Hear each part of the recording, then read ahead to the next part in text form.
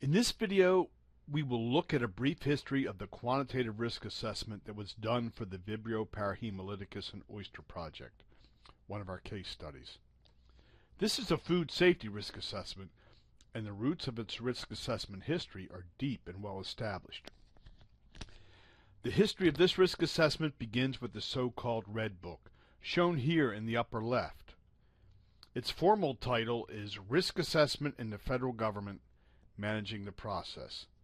This book was the National Research Council's response to a government request to define the risk assessment process back in the 1980s. It was published in 1983 and is widely considered to be the classic risk assessment model. The generic model that we use in our text and in this course is an adaptation of this one. So let's have a look at a few pages that identify 4 steps in the risk assessment process. So we're going to click here on the nature of the risk assessment process. This book, by the way, is available free from the National Academy Press. And now we're going to forward a couple of pages where we see steps in risk assessment. Underlined, you see the steps. First is the hazard identification. Second is the dose response step. Third is the exposure assessment. And fourth is the risk characterization. This model was developed primarily with chemical hazards in mind.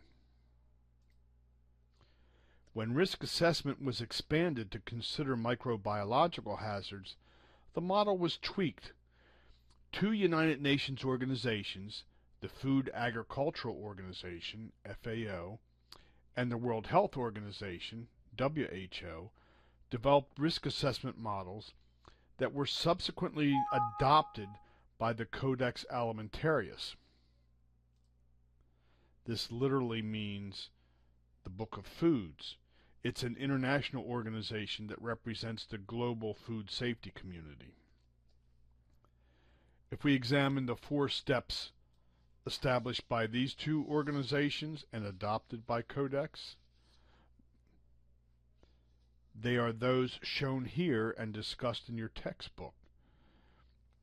They include hazard identification, hazard characterization, which is much broader than a dose response assessment, exposure assessment, and risk characterization. Feel free to pause the video if you'd like to read the descriptions.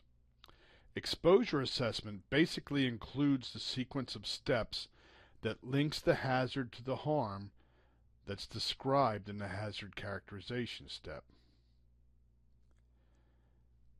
These steps are not always so immediately obvious in a quantitative risk assessment estimation model.